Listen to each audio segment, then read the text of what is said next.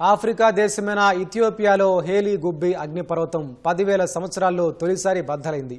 ఆ భారీ విస్ఫోటనం కారణంగా పెద్ద ఎత్తున బూడిదతో పాటు పొగలు వెలువడుతున్నాయి. అవి నింగిలోకి వేల మీటర్ల ఎత్తుకు వ్యాపించడంతో పలు దేశాలకు చెందిన విమాన రాకపోకలకు సైతం అంతరాయం ఏర్పడింది. పెద్ద ఎత్తున వెలువడిన బూడిద పొగ ఇప్పటికే ఎర్ర సముద్రం మీదుగా ఒమన్, యెమెన్ దేశాలకు విస్తరించడంతో అక్కడ అధికారులు కూడా అప్రమత్తమయ్యారు. ఇథియోపియా అఫర్ రీజియన్లో ఉన్న హేలీ గుబ్బి అగ్నిపర్వత విస్ఫోటనం చరిత్రలో అత్యంత అసాధారణమైన ఘటనల్లో ఒకటని శాస్త్రవేత్తలు చెబుతున్నారు. హేలీ గుబ్బి అగ్నిపర్వత విస్ఫోటనం తీవ్రతతో వెలువడ్డ బూడిద మేఘాలు రాజస్థాన్ గుండా భారత్లోకి ప్రవేశించాయి. హర్యానా, ఢిల్లీ, గుజరాత్ రాష్ట్రాల్లో విస్తరిస్తున్నాయి. ఫలితంగా డీజీసీఏ విమానయాన సంస్థలు, విమానాశ్రయాలకు అడ్వైజరీ జారీ చేసింది. బూడిద ప్రభావిత ప్రాంతాల్లో విమానాలు నడపొద్దని ఆదేశించింది.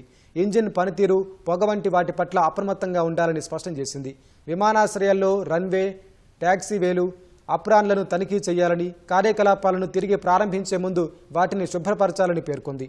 మరోవైపు జడ్డా, కువైట్, అబుదాబి వంటి ప్రాంతాలకు అకాసా ఎయిర్, ఇండిగో విమానాలను రద్దు చేశాయి.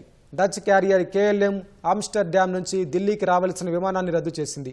అగ్నిపర్వత ప్రభావం తమపై పెద్దగా లేదని ఎయిర్ ఇండియా తెలిపింది.